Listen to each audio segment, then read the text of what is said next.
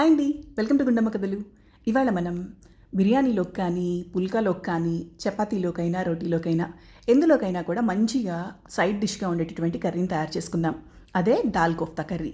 దీనికోసం ముందుగా పచ్చిశనగపప్పుని 2 గంటల పాటు నానబెట్టుకొని నీళ్లు వంపేసి చక్కగా గ్రైండ్ చేసేసుకున్న తర్వాత అందులో పచ్చిమిర్చి, ఉల్లిపాయలు, మిగిలిన మసాలాలన్నింటిని కూడా యాడ్ చేసేసుకొని చక్కగా బాల్ చేసుకొని వేడిగా ఉన్న నూనెలో అటు ఇటు రెండు వైపులా ఫ్రై చేసుకోవాలి. ఫ్రై చేసుకున్న తర్వాత గ్రేవీ కోసం ఉల్లిపాయలు, టొమాటో, పచ్చిమిర్చిని బాగా ఉడకబెట్టుకుని వీటిని పేస్ట్ చేసి పక్కన పెట్టుకోవాలి. ఎప్పుడు రోటీలోకి, పుల్కాలోకి రెగ్యులర్గా చేసుకునే కర్రీస్ కాకుండా ఒకసారి ఈ రెసిపీని ట్రై చేసి చూడండి. ప్యాన్ పెట్టేసుకొని ఆయిల్ వేడెక్కిన తర్వాత అందులో అల్లం వెల్లుల్లి పేస్ట్, మనం మిక్సీ పట్టుకునే పేస్ట్ని కూడా వేసుకొని బాగా ఫ్రై చేసుకోవాలి. ఇందులోనే ఈ మసాలాలన్నింటినీ కూడా మిక్స్ చేసుకొని వేసుకుంటున్నాను. ఈ మసాలాలన్నీ కూడా చక్కగా ఫ్రై అయిన తర్వాత ముందుగా ఫ్రై చేసి పెట్టిన బాల్స్ని కూడా యాడ్ చేసుకొని ఫ్రై చేసుకోవాలి. బాల్స్ అన్ని యాడ్ చేసుకున్న తర్వాత జస్ట్ 2 minutes ఫ్రై చేస్తే సరిపోతుందండి. ఈ రెసిపీ ఫుల్ వీడియో కావాలంటే కింద డిస్క్రిప్షన్ బాక్స్లో మెన్షన్ చేశాను. తప్పకుండా వాచ్ చేసి ఎంజాయ్ చేయండి.